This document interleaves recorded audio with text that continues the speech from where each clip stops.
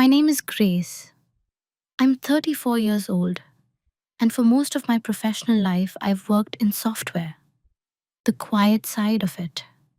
Not the sales calls, not the keynote presentations, not the confident voices promising the future to clients. I build the things those voices promise. If you had walked past my desk 2 years ago, you probably wouldn't have remembered me. I was the one with the noise cancelling headphones, the half finished mug of tea that kept going cold, and a notebook filled with diagrams no one else seemed to notice. People often assume things about women like me in tech. They assume we're shy, or passive, or simply grateful to be there. Sometimes they assume we're the kind of people who will quietly fix whatever breaks without asking too many questions. And for a long time, I let those assumptions exist. Not because they were true, but because correcting them rarely changed anything. In meetings, I spoke when necessary. In code reviews, I explained what needed explaining. When something critical failed at 2 in the morning, I was usually the one who understood why. But outside of that, I wasn't the loudest voice in the room. The story I'm about to tell you started with something deceptively small. A sentence, really. A promise made in a sales call. My boss promised the client a feature our software didn't even have. He made the announcement confidently during the sales call. Everyone slowly turned toward me when the client asked when the feature would be ready. That moment, that slow turn of heads, was the first time I realized something important about the role I had been quietly playing. Because in that room, I wasn't the engineer who built the system. I was the safety net. The unspoken assumption was simple. If the company promised something impossible, Grace would figure it out. And maybe that would have been fine, except that most people didn't realize that software isn't just code. It's decisions, architecture, trade-offs that ripple through years of work.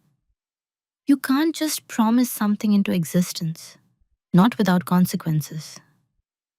The story that followed wasn't dramatic in the way people usually expect workplace stories to be. There were no shouting matches in conference rooms, no dramatic walkouts. What happened instead was quieter, slower, more deliberate. It involved long nights of documentation, small observations most people overlooked, and a series of decisions that seemed invisible at the time. But those decisions changed everything, not just for me, but for the people who believed I would always be the quiet solution to their loud promises. I'm not telling this story for revenge. There's no satisfaction in watching things fall apart. I'm telling it because sometimes the most important turning points in our lives don't begin with a confrontation. They begin with a moment when everyone in the room turns toward you, expecting you to quietly carry the weight again. And this time, you realize something has changed inside you. So, before we start at the beginning, I want to ask you something. Have you ever been in a situation where people assumed you would fix a problem they created simply because you always had before? In the office, people usually described me using the same few words: reliable, quiet, low maintenance. None of those were meant as insults. In fact, most of the time, they were said as compliments. If a project was complicated, someone would say, Grace will handle it. If a bug appeared 2 days before release, the message usually landed in my inbox. But there's a subtle difference between being trusted and being taken for granted. To my coworkers, I was the engineer who didn't create friction. I didn't argue in meetings.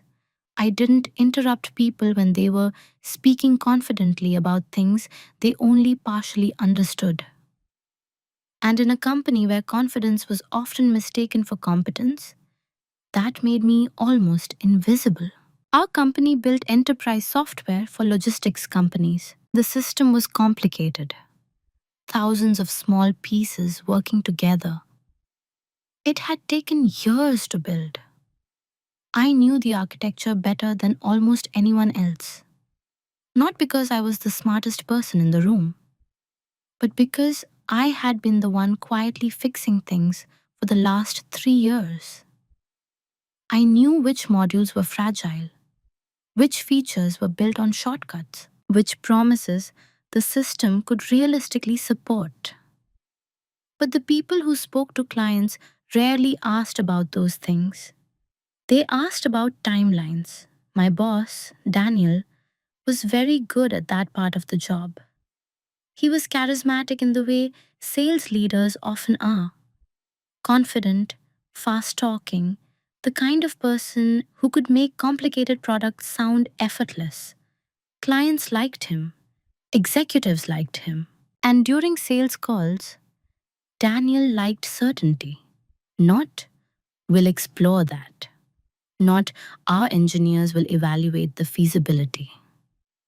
Certainty. So the pattern became familiar. Daniel would promise something ambitious. The client would sound impressed. And afterward, the request would quietly land on the engineering team. Most of the time, we managed. Sometimes, the feature was difficult, but possible. Sometimes, we had to redesign entire parts of the system to make it work. But over time, something subtle started happening in meetings. When a new feature came up, especially a complicated one, people didn't ask if it was possible. They looked at me, not in a dramatic way, just a quick glance across the conference table. Grace will figure it out. That was the role I had slowly inherited. Reliable, quiet. The person who solved the problem after the promise had already been made. And for a long time, I accepted that role without questioning it too much. Because at the beginning of your career, you tell yourself something simple. If you work hard enough, eventually people will notice. But the strange thing about being quietly competent is that sometimes people don't notice your work. They simply start assuming it will always be there. And that assumption, that quiet expectation, was already firmly in place long before the sales call that changed everything. The moment itself didn't feel dramatic. In fact, if you had been in the room, you might not have noticed anything unusual at all. It was a Tuesday morning product meeting, the kind where half the team had laptops open and the other half were mentally somewhere else. Daniel stood at the front of the room with the usual energy he brought into every discussion. "We've got a strong lead with Westbridge Logistics," he said, clicking to the next slide. "Big contract. They're very interested in expanding the analytics dashboard." Someone asked a question about timelines. Daniel answered confidently. "They specifically asked about predictive route optimization," he continued. "Real-time forecasting based on shipment patterns." A few people nodded. To anyone outside engineering, that probably sounded like a normal feature request. To me, it sounded like something else entirely. Because our system didn't have predictive modeling. Not even close. What we had was a reporting dashboard, a tool that displayed historical data. It could tell you what had already happened. But predicting future shipping routes would require an entirely different infrastructure. Data pipelines, machine learning models, storage layers we hadn't even discussed yet. It wasn't just a feature. It was a new product. Daniel clicked his pen and glanced around the room. "We'll add it to the roadmap," he said casually. And then, almost without thinking, his eyes landed on me. It was brief, maybe half a second, but it was enough. A few other people followed his gaze, not in a confrontational way, more like a silent confirmation. "Grace will handle it." I remember sitting there with my notebook open, pen resting against the page. For a moment, I considered saying something, not arguing, just clarifying.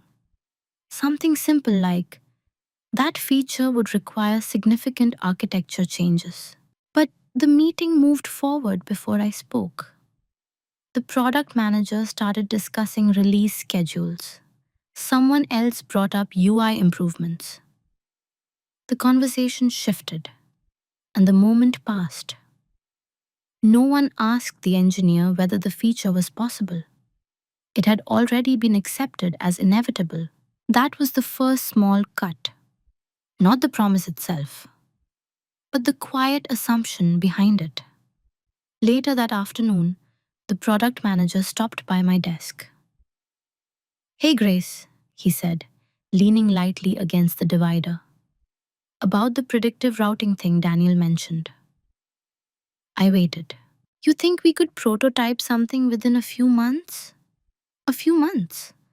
I could have laughed at that, but I didn't. Instead, I asked a few calm questions. What exactly did the client expect? Did they want forecasting accuracy metrics? Were they imagining AI recommendations or simple trend predictions? He didn't know. Daniel had just said, we could do it. And in that moment, I felt something I hadn't really felt before in this job.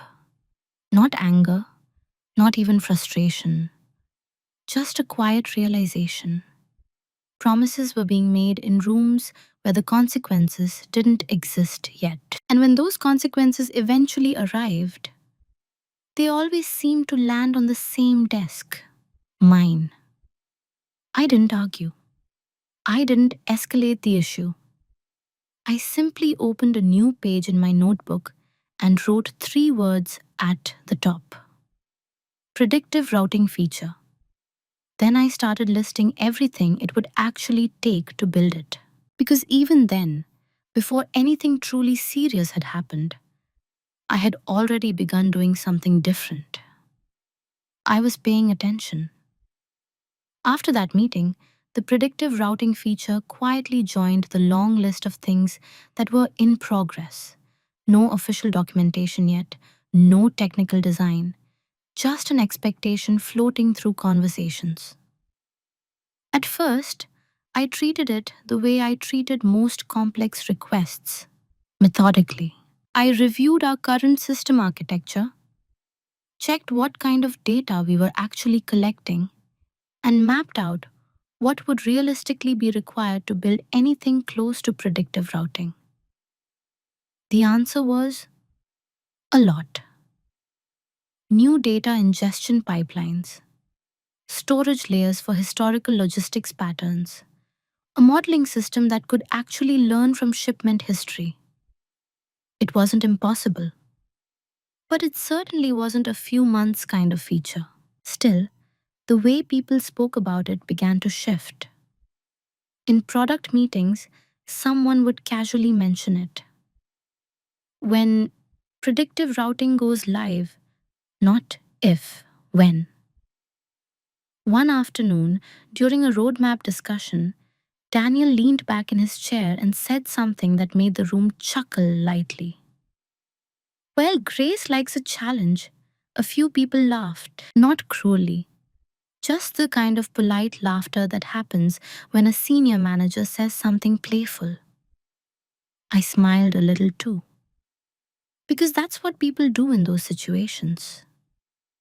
But inside, something registered. That sentence carried a quiet assumption.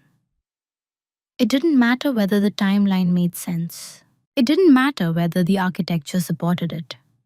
The narrative was already written. Grace likes a challenge, meaning Grace will figure it out. Over the next few weeks, similar moments kept appearing. A client demo would happen, and afterward, someone from sales would stop by engineering. Hey Grace, the client loved the idea of predictive optimization.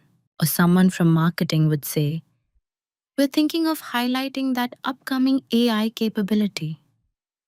Each time, the request had grown a little larger. Each time, the expectation had grown a little stronger. And each time, I found myself responding in the same calm way. I'll need more details. We should define what the feature actually includes. We may need to adjust the timeline. But those responses rarely slowed the momentum. Because the momentum wasn't coming from engineering. It was coming from promises already made. At some point, I realized something subtle had happened. My silence, the silence I thought was professional patience, was being interpreted differently. Not as careful thinking, not as responsible engineering, but as an agreement. If Grace isn't objecting, it must be manageable. And to be fair, I understood why people assume that.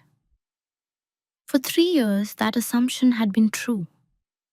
Whenever something complicated landed on my desk, I eventually found a solution. Maybe not quickly, maybe not elegantly, but the system kept running. So the pattern continued. Promises, expectations, quiet glances across meeting tables, and me, sitting there with a notebook full of diagrams no one else was reading. At the time, I still believed something simple, that if I kept working carefully, if I documented the risks, explained the technical limits, and built things responsibly, eventually the people making those promises would start listening more closely. I thought professionalism would correct the imbalance. What I didn't realize yet was that the imbalance had already become normal. Not just for Daniel, not just for sales, for everyone, including me. By that point, no one had ever formally described my role in those meetings. But everyone seemed to understand it. I was the stabilizer, the person who turned confident promises into functioning software after the excitement of the sales call had already faded. It wasn't written anywhere in my job description. Officially, I was a senior backend engineer. My responsibilities were architecture, infrastructure, and system reliability. But unofficially, something else had formed. When a risky commitment appeared, people would look at me first. Not Daniel, not the product team, me. I started noticing the pattern in small ways. During meetings, when timelines felt unrealistic, people would briefly glance toward my side of the table. Not because they expected me to challenge the plan, but because they expected reassurance, even if no one said it out loud. The room seemed to be asking the same silent question. Grace can handle this, right? And most of the time, I didn't answer directly. I would ask clarifying questions. I would suggest adjustments to the scope. Sometimes, I would quietly rewrite entire parts of the technical plan afterward, so the system wouldn't collapse under the new requirements. But the role itself never changed. Reliable, useful, invisible. There's a strange kind of praise that comes with being dependable in that way. Managers trust you. Colleagues respect your work. But the recognition rarely travels very far beyond the engineering team.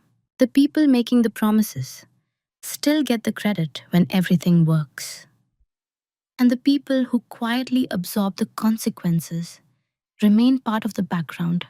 I don't say that with bitterness. At the time, I believed this was simply how complex organizations functioned.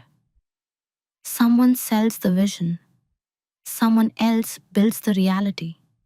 But the more I watched those meetings unfold, the more I started noticing something uncomfortable.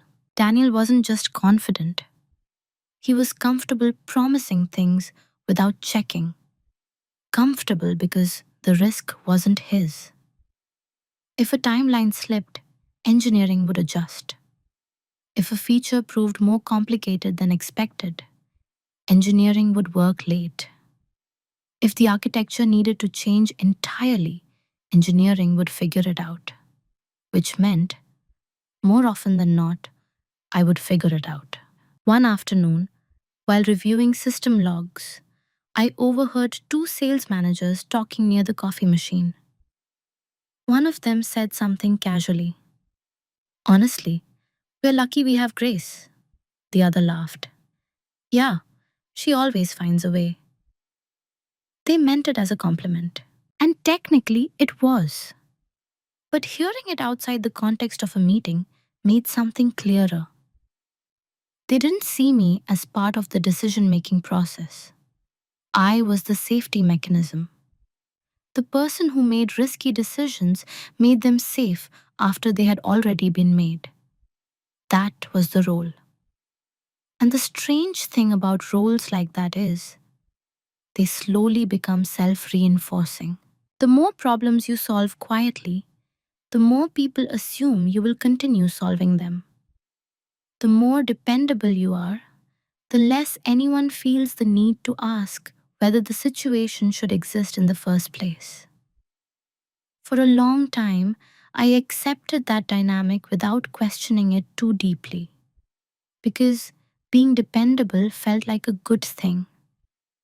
Until one day, during a conversation that seemed completely ordinary at the time, I realized something important.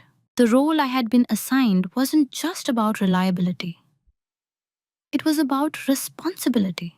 But responsibility without authority. And once you see that imbalance clearly, it becomes much harder to pretend it isn't there. The moment that changed things wasn't loud. No confrontation, no argument. Just a quiet afternoon and an empty conference room. I had gone in there to focus for a few hours.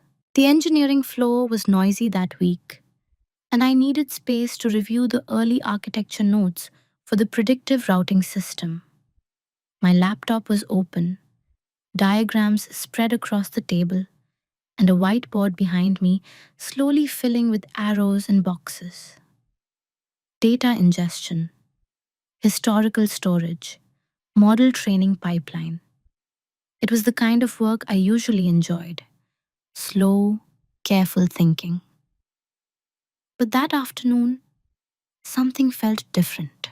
Because the more I mapped out what would actually be required, the clearer something became. The feature Daniel had promised wasn't just ambitious. It would fundamentally change the direction of our platform. And no one in leadership seemed to understand that yet. About halfway through the afternoon, I heard voices outside the conference room door. Daniel's voice was one of them. He was walking through the hallway with someone from sales, speaking casually. Don't worry about the technical side, he said. Our engineering team is strong. Grace is already looking into it. They kept walking. Their voices faded, but the sentence stayed in the room. Grace is already looking into it. I stared at the whiteboard for a moment. Then I looked down at the diagrams I had been drawing. And something shifted. Not anger, not frustration, just clarity. For the first time, I stopped thinking about the problem only as an engineer. Instead, I started seeing the situation from a slightly wider angle. Daniel had already used the feature in sales conversations. Marketing was beginning to talk about it as an upcoming capability. The product had been placed on the roadmap without a technical design. In other words, the decision had already been made. Engineering was simply expected to make reality catch up later. That was the pattern. And until that moment, I had always approached the pattern the same way: work harder, solve the technical challenge, protect the system from breaking. But sitting there in that quiet conference room, I realized something subtle.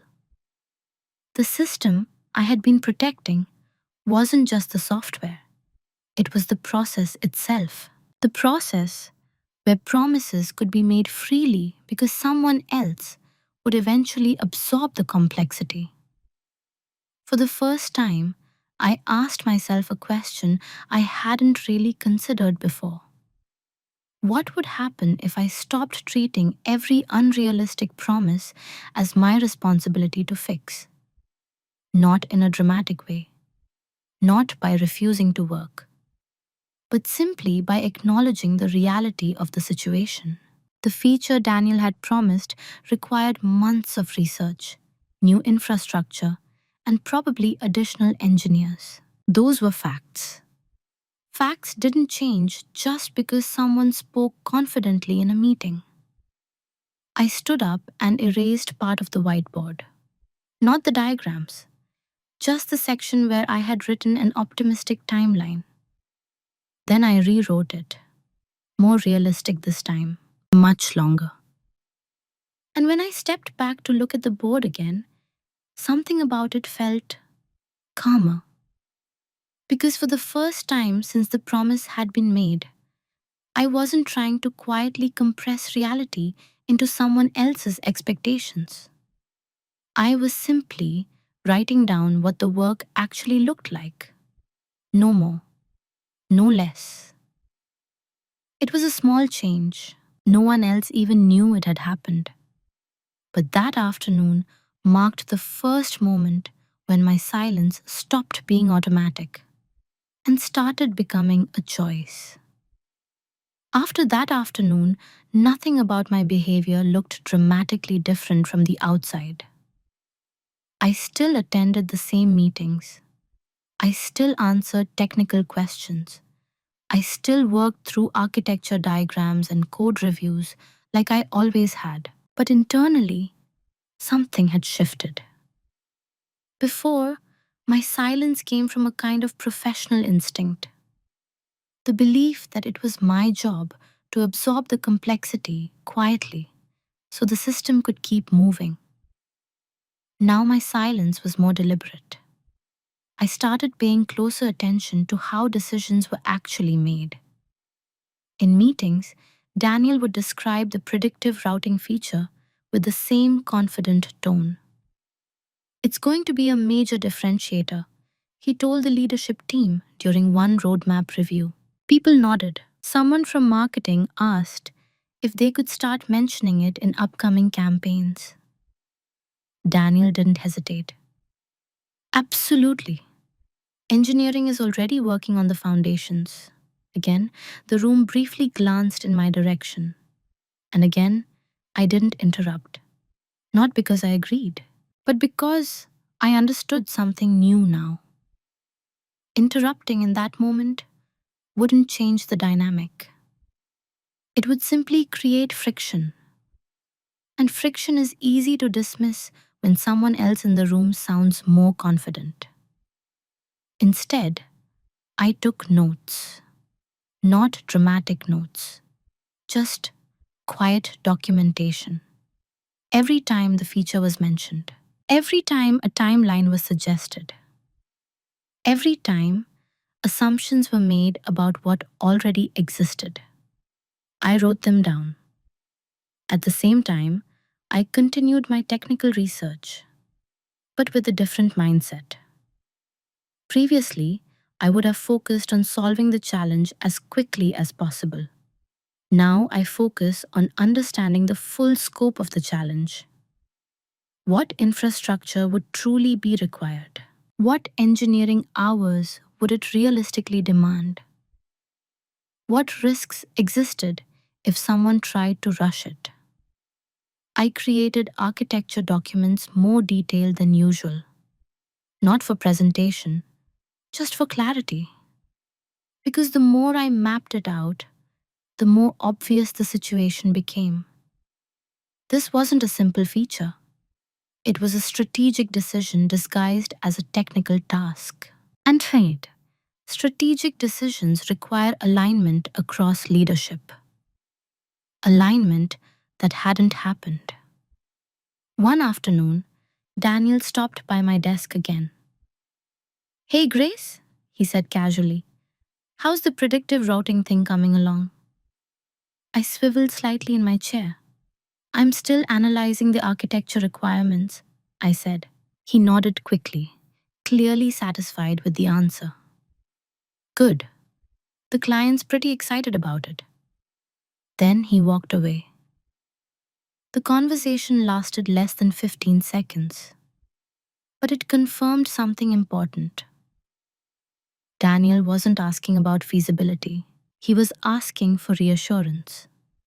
And reassurance had always been the currency of our working relationship. For years, I had provided it automatically. A quick explanation, a confident estimate, a quiet commitment to make things work somehow. This time, I didn't offer that. Not because I was withholding information, simply because I was no longer compressing reality into something more comfortable. I was letting the truth remain exactly what it was: complex, time consuming, unavoidable. From the outside, it probably looked like nothing had changed. Grace was still quiet, still professional, still handling it. But the silence people interpreted as compliance had quietly become something else: observation, preparation, and patience. Because sometimes the most powerful shift in a situation doesn't begin with speaking louder. Sometimes it begins with choosing when not to smooth things over anymore. Once I stopped rushing to solve the situation, I had space to see it more clearly. And what I noticed surprised me. Not because anyone was being malicious, but the entire system of decisions around the feature was built on assumptions that no one had actually examined. Daniel assumed engineering could build it quickly. Sales assumed it already existed in some early form. Marketing assumed it was a matter of polishing an upcoming capability. Each team was operating on a slightly different version of the same story. And the person closest to the technical reality, me, had never been formally asked to define it. So I started doing something simple. I documented everything, not in a dramatic, investigative way, just in the same careful manner engineers document systems. Every conversation about the feature, every email referencing it, every meeting where timelines were mentioned or expectations were implied. At the same time, I kept expanding the architecture plan. The deeper I went, the clearer the picture became. Predictive routing required three things our platform didn't currently have: a reliable stream of historical logistics data, a modeling system capable of analyzing those patterns, and infrastructure is powerful enough to generate predictions in real time. Each one of those pieces would take months to build properly. And more importantly, they weren't purely engineering decisions. They affected product strategy, infrastructure budgets, and hiring plans. In other words, this wasn't a feature. It was a company-level initiative that had quietly been promised during a sales call. The strange part was that no one seemed to notice that gap.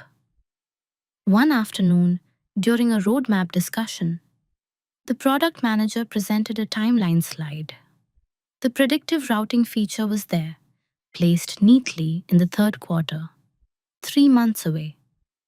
I studied the slide quietly, not because it upset me, but because I could now see the invisible layers behind it, the data pipelines that didn't exist yet, the infrastructure decisions no one had discussed, the engineers who hadn't been hired. After the meeting, the product manager approached my desk. Grace, does that timeline look okay to you? He asked. I paused for a moment before answering. It depends on how we define the feature, I said calmly. He nodded, clearly expecting more detail. But I didn't rush into an explanation. Instead, I opened the architecture document I had been building. It was already dozens of pages long. Diagrams, dependencies, risk analysis.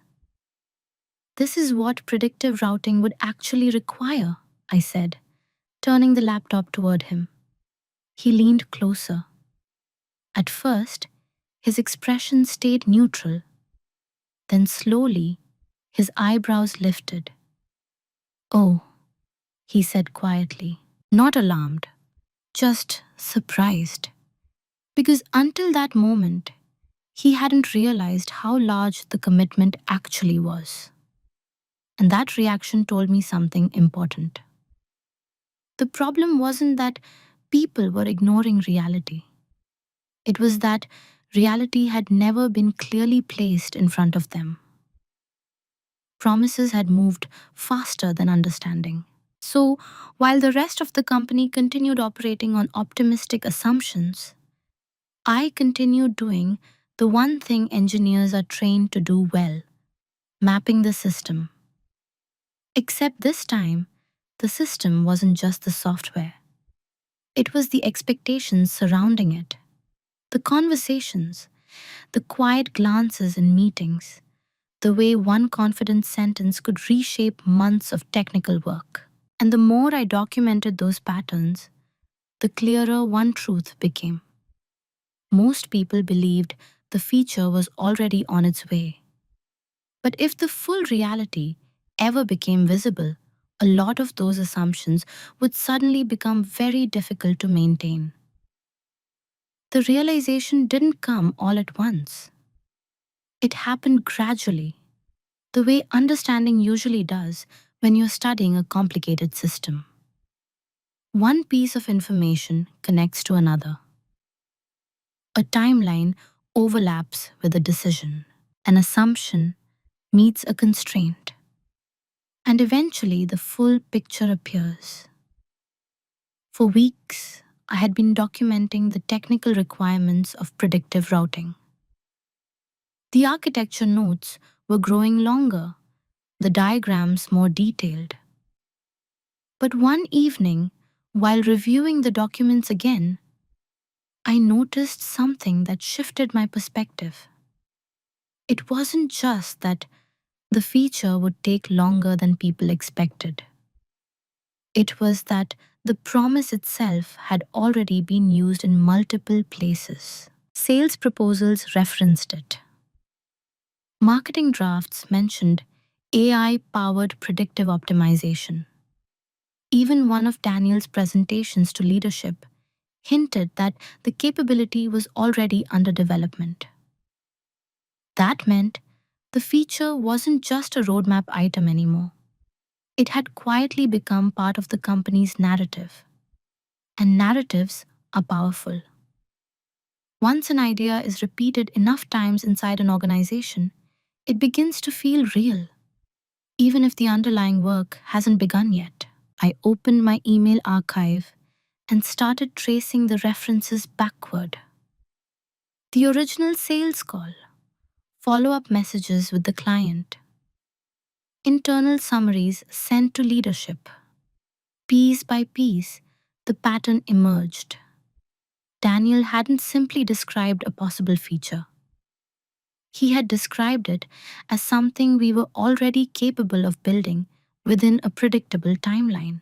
That might have sounded harmless during the call. But in enterprise software, Those kinds of statements carry weight. Clients make purchasing decisions based on them. Contracts begin forming around them. And suddenly, a speculative idea becomes an expectation. I leaned back in my chair and reread my architecture document. The difference between the promise and the reality wasn't small. It was structural. Building predictive routing properly would require not just engineering work, but budget approvals, infrastructure expansion, and possibly new hires. None of those discussions had happened, which meant something interesting. The company had already begun selling a future that no one had formally committed to building. And the only reason that gap hadn't caused problems yet was because everyone assumed engineering was already solving it quietly. In other words, they assumed I was solving it. That realization didn't make me angry.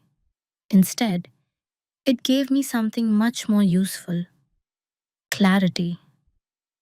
Because once you see the gap between a promise and the system required to fulfill it, you also see something else: leverage. Not the dramatic kind, nothing aggressive. Just the quiet leverage that comes from understanding a situation more completely than the people around you. I knew exactly what it would take to build the feature. I knew the realistic timeline. And I had documented the difference between those facts and the expectations already circulating through the company. For the first time since the sales call, I closed my laptop without feeling pressure to immediately solve the problem. Because solving the problem wasn't actually the most important step anymore. Understanding it was. And now that I understood the full shape of the situation, one question remained. Not a technical question, a personal one. What exactly was I going to do with that understanding? Once you see a situation clearly, it creates a strange kind of calm. For weeks, I had been documenting the architecture, tracing conversations, and mapping the gap between the promise and the reality. By that point, there was very little ambiguity left. The predictive routing feature required months of work and resources that hadn't been approved. And yet, inside the company, the story being told was much simpler. The feature was coming soon. That left me with a decision. Not a dramatic one. Nothing that would involve confrontation or sudden announcements. Just a choice about how I would respond to the situation from that point forward. There were a few possible paths. The first option was the one I had followed for most of my career. Work quietly. Compress the timeline. Absorb the complexity and try to make the impossible look manageable. If I did that, the pattern would continue exactly as it always had. The company would deliver something eventually. Daniel's promise would be remembered as visionary, and the months of technical effort required to support it would remain mostly invisible. That option was familiar, predictable, and if I'm honest, part of me almost defaulted to it automatically. But there were other options too. I could escalate the situation immediately, schedule a meeting with leadership, and explain that the feature Daniel had promised didn't realistically exist yet. That approach might have corrected the expectations quickly. But it also would have turned the situation into a confrontation. Daniel would feel publicly challenged. Sales would feel exposed. And the conversation would quickly become about personalities instead of facts. That didn't appeal to me either. Then there was the third option, the quiet one.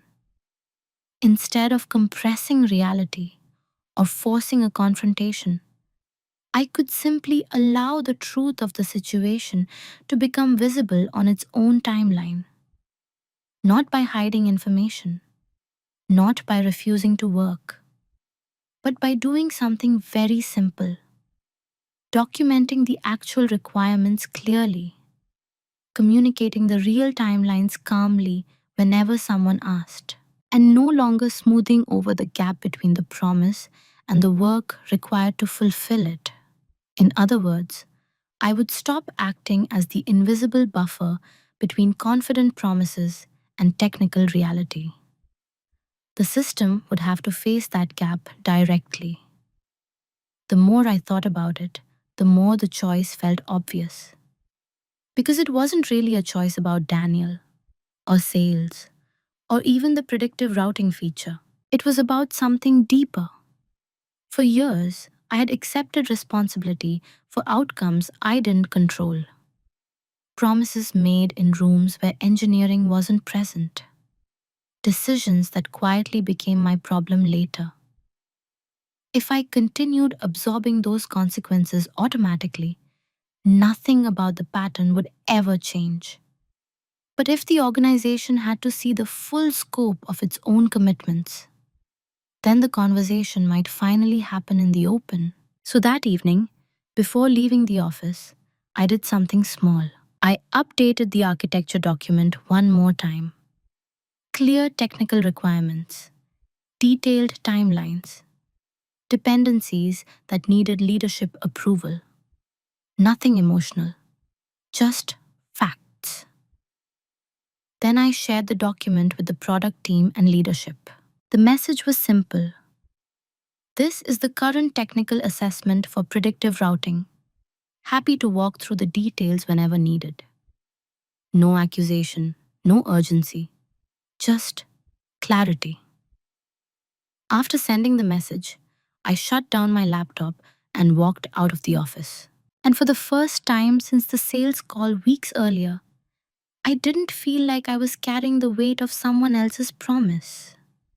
Because now, the reality of that promise existed somewhere everyone could see. What happened next would no longer depend on how quietly I could solve the problem. It would depend on how the company chose to respond to the truth. After I shared the architecture document, the office didn't erupt into sudden discussions the way dramatic stories might suggest. In fact, the first thing that happened was nothing. No emergency meeting, no urgent messages, just the quiet rhythm of a normal work week continuing. At first glance, it probably looked like my document had simply joined the long list of internal materials people rarely had time to read in full. But that didn't concern me, because the point of the document wasn't an immediate reaction. It was in alignment with reality. From that moment forward, the technical truth of the feature existed in writing, clear, structured, and accessible to anyone involved in the decision. And that changed how I approached everything that followed. When someone asked about predictive routing, I didn't provide quick verbal estimates anymore. Instead, I referred them to the document. The architecture overview outlines the dependencies, I would say calmly. We'll need those pieces in place before the feature can exist. No tension, no defensiveness, just clarity. At the same time, I continued working on foundational research, but carefully within the boundaries I had defined. I explored possible data ingestion strategies. I analyzed what types of logistics data we actually had available. But I didn't begin building large infrastructure pieces that required formal approval. That work belonged at a different level of decision making. And quietly, over the next few weeks, something interesting began to happen. People started reading the document. Not everyone, but enough. The first sign appeared during a product planning meeting. The product manager referenced one of the dependency diagrams from my architecture notes. We'll need infrastructure approval for the modeling pipeline first, he said, glancing toward leadership. That hadn't been part of earlier conversations. Then, a few days later, someone from finance sent a short message asking about projected infrastructure costs if predictive routing required new data processing systems. Another detail that had previously been invisible. Each of these questions was small, but they all pointed in the same direction. The feature was slowly moving from assumption to evaluation, which meant the gap I had been quietly documenting was starting to become visible. Daniel didn't comment on it directly, but I noticed something subtle in the next sales meeting I attended. When the topic of predictive routing came up, he described it slightly differently. We're currently evaluating the architecture, he said. Not, we're building it. Evaluating. A small change in language, but an important one. It meant the narrative had shifted. Just a little. And that shift hadn't required confrontation or debate. It had happened simply because the technical reality was now impossible to ignore completely. Meanwhile, I continued my work the same way I always had. Writing code, reviewing system performance, helping teammates troubleshoot complex issues. From the outside, I was still the same quiet engineer with diagrams in her notebook and a mug of tea slowly going cold beside the keyboard. But internally, I felt something different. For the first time in years, I wasn't silently absorbing expectations that no one had fully examined. I had placed the facts on the table. What leadership chose to do with them would now unfold on its own timeline. And timelines, especially in organizations, have a way of revealing truths that confident promises sometimes hide. The shift didn't happen overnight. Organizations rarely change direction in a single moment. Instead, they move the way large systems always do, gradually, through small adjustments that accumulate over time. But once the architecture document began circulating, the questions started appearing more frequently. At first, they were technical. A product manager wanted to understand the data ingestion pipeline. Someone from infrastructure asked about storage requirements. Finance requested a rough estimate for additional compute resources. Each conversation led back to the same place. The feature wasn't impossible, but it was far more substantial than anyone had originally assumed.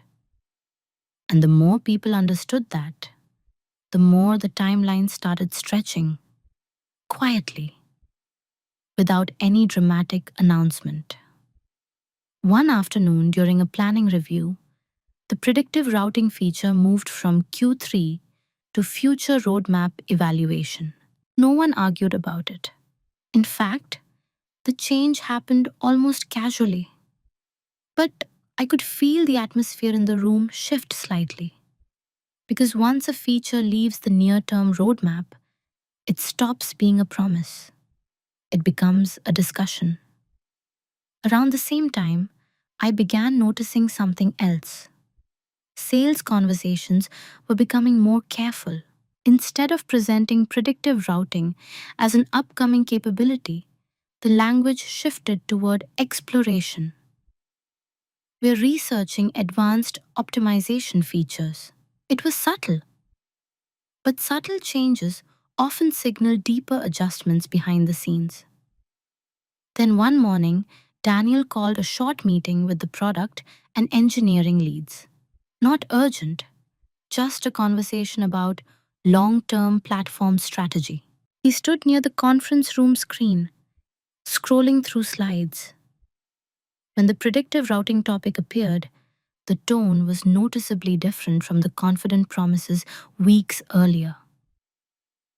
Based on the architecture review, he said, this feature is larger than we initially anticipated. The sentence hung in the room for a moment. No blame, no frustration, just acknowledgement. The product manager referenced the dependency diagram from my document again, explaining the infrastructure requirements. Someone from finance mentioned potential hiring implications if the company wanted to accelerate development. The discussion stayed calm, professional, but the underlying reality had finally surfaced. The feature Daniel had promised during the sales call wasn't just a small addition. It was a strategic investment, and investments require decisions. For the rest of the meeting, leadership discussed possible paths forward. Expand the engineering team, delay the feature, or rethink the scope entirely. I didn't say much during that meeting, not because I was holding back, simply because everything that needed to be said already existed in the documentation. The system spoke for itself. Afterward, as people left the conference room, Daniel paused near the door. He looked toward me briefly, not angry, not defensive, just thoughtful. For a moment, it felt like he was trying to connect the situation with the quiet engineer who had mapped it out weeks earlier. But he didn't say anything, and I didn't either. Because by that point, the most important thing had already happened. The gap between the promise and the reality was no longer invisible. Everyone could see it now. And once that kind of clarity enters a system, the consequences don't arrive dramatically. They arrive through decisions.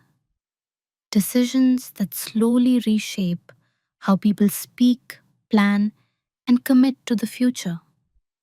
By the time leadership fully understood the scope of the predictive routing feature, the situation had already moved beyond a simple internal discussion. Because inside the company, the narrative had already traveled outward. Sales had mentioned it in multiple conversations. Marketing drafts had referenced it, and one of the larger clients, Westbridge Logistics, had taken particular interest in the idea. That was the quiet problem with promises. They don't stay inside meeting rooms, they move. And once they move far enough, they start shaping expectations that can't easily be pulled back. The first real tension appeared during a call with Westbridge a few weeks later. I wasn't originally scheduled to join that meeting. Sales usually handled client conversations on their own. But that day, Daniel sent a short message in the morning. Grace, could you join the Westbridge call this afternoon? They have a few technical questions about predictive routing. That wasn't unusual. Clients sometimes ask the engineer for deeper explanations. So I joined the call and muted my microphone while the introductions finished. At first, the conversation sounded normal. Westbridge's operations director talked about how predictive routing could reduce fuel costs and improve delivery timing. Their team had clearly been thinking about the feature in detail. Daniel responded with the same calm confidence he always used with clients. Yes, it's an exciting direction for the platform. Then the client asked a simple question. When do you think the feature will realistically be ready for pilot testing? There was a brief pause. Not long, just long enough for the room, both virtual and physical, to feel it. Daniel began answering carefully. Well, our engineering team has been evaluating the architecture. Before he could finish, the client added something else. We've actually started planning around it internally. Our logistics analysts are excited to test predictive optimization with your system. That sentence shifted the atmosphere immediately because now the promise wasn't just theoretical. The client had already begun building expectations around it. Inside the meeting room, several people turned their cameras toward me. Not aggressively, just instinctively. It was the same quiet dynamic that had existed for years. Grace will know. Grace will explain. Grace will figure it out. I listened for a moment, letting the conversation settle. Then I spoke, calmly. The predictive routing system would require new infrastructure and modeling capabilities that we're still evaluating, I said. At the moment, we don't have a finalized development timeline. The client was silent for a second, not upset, just processing the information. So it's still in the research phase? They asked. Yes, I replied. Another small pause followed. Then the operations director nodded. Understood. Thanks for clarifying. The call continued with other topics, but the tone had changed. Not dramatically, just enough to signal that an assumption had been corrected. After the meeting ended, the conference room stayed quiet for a moment. Daniel closed his laptop slowly. No one raised their voice. No one blamed anyone. But there was a shared awareness in the room now. The narrative that had once sounded confident and exciting had finally collided with something much harder to adjust to: reality. And the difficult part about reality is that once it becomes visible, especially to clients, it can't easily be reshaped afterward. Not with confidence. Not with another promise. By that point, the timeline wasn't the only thing that had changed. Trust had entered the conversation. And trust, once it starts shifting, is far more complicated to rebuild than any piece of software. The conversation with Daniel happened 2 days later. He asked if I had a few minutes after the afternoon stand-up. Nothing about his tone suggested urgency, and when I stepped into his office, the atmosphere felt calm. His office was the opposite of my workspace. Large windows, a standing desk, a whiteboard filled with sales targets and pipeline numbers. Daniel gestured toward the chair across from him. Thanks for joining the Westbridge call earlier this week, he said. I nodded. Of course. For a moment, he looked down at his desk, turning a pen slowly between his fingers. Then he leaned back slightly.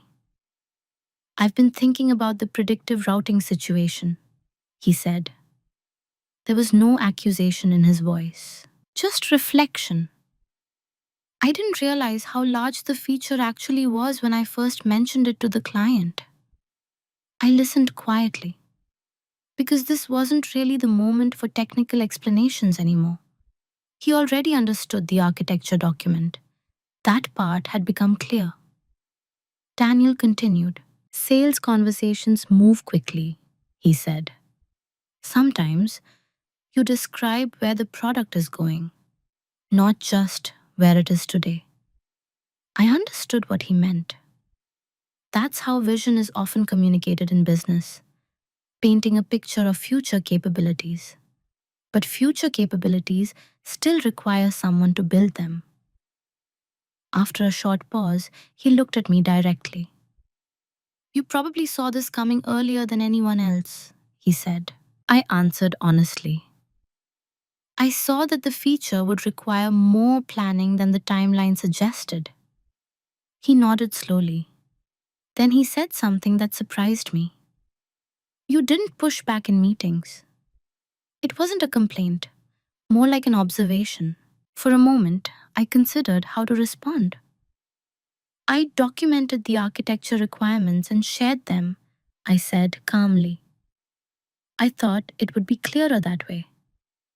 Daniel was quiet for a few seconds. Then he smiled slightly.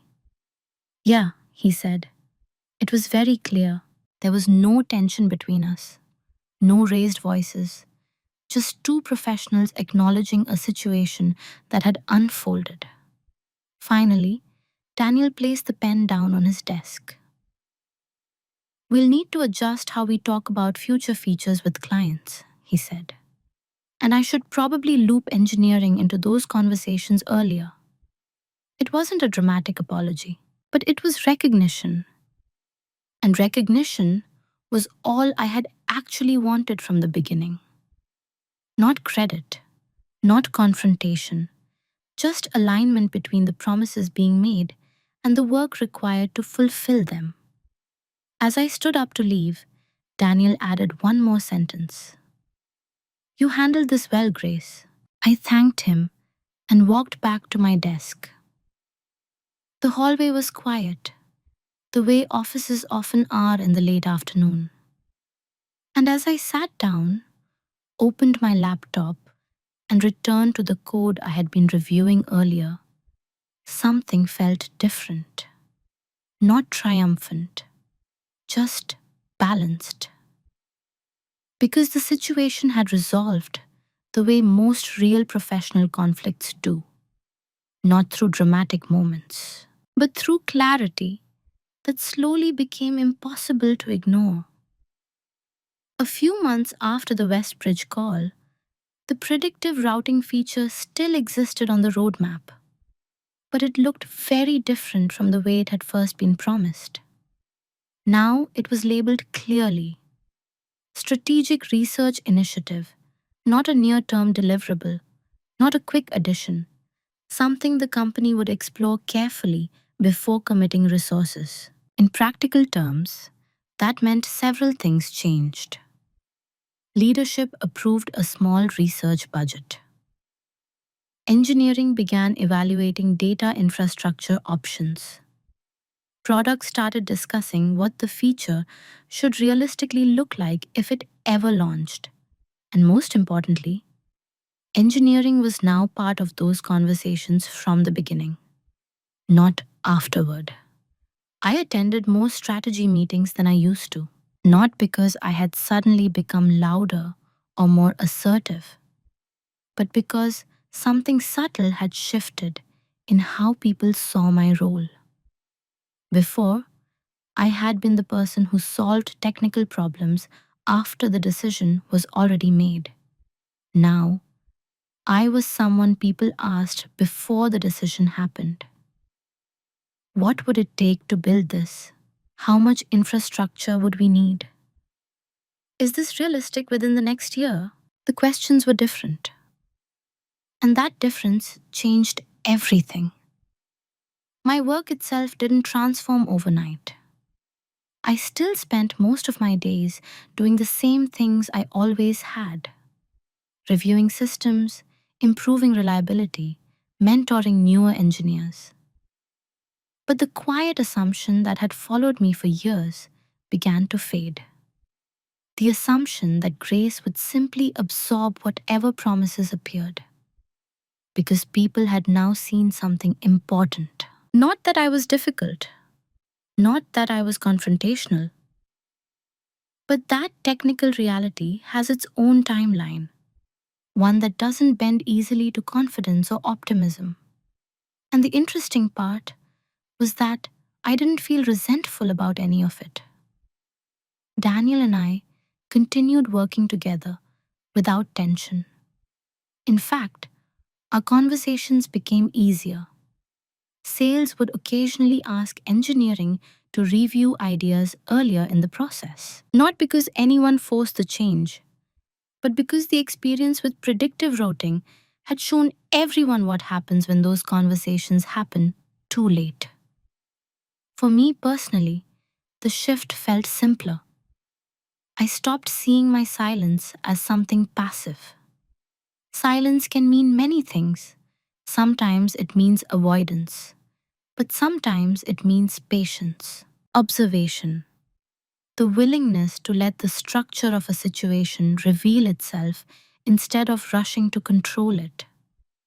Looking back, I realized something that had taken years to understand. Being underestimated isn't always a disadvantage. Sometimes it gives you time to see patterns other people miss. And when you understand those patterns clearly enough, you don't need dramatic moments to change them. You only need the right moment and the right kind of clarity. Looking back now, the predictive routing feature wasn't the most important part of the story. The software itself eventually began taking shape months later. Once leadership approved the infrastructure, and the company hired 2 additional engineers to work on the modeling system. It moved forward the way complex projects usually do, slowly, carefully, with plenty of design discussions and revisions. But the real change had already happened long before any code was written. It happened the moment the gap between confidence and reality became visible. For years, I had believed that the best way to handle unrealistic expectations was to quietly fix them, work harder, compress timelines, protect the system from breaking, and sometimes that approach works. But sometimes it creates a different problem. When you solve every problem silently, people stop seeing the cost of their decisions. Not because they're careless, simply because the consequences never reach them. What I learned from that experience was something much simpler than revenge or victory. Clarity is powerful, not loud clarity, not confrontational clarity, just the quiet kind that exists in facts, documentation, and calm conversations. Once the real shape of a problem becomes visible, the system around it has to respond, sometimes slowly, sometimes awkwardly. But it responds. I didn't change the company by arguing in meetings. I didn't need to embarrass anyone or prove a point. All I did was stop hiding the reality of the work behind reassuring answers. And once that reality was visible, the right conversations finally started happening. Today, when someone asks me about that period at the company, I usually smile a little. Not because the situation was dramatic, but it reminded me of something important about professional life. You don't always need to be the loudest person in the room to shift how things work. Sometimes, the most powerful position is the one that understands the system better than anyone else, and then simply allows the truth of that system to surface. So I'm curious about something. Have you ever been in a situation where people assumed you would quietly fix a problem they created, and you had to decide whether to keep doing it? If you have, I'd love to hear how you handled it.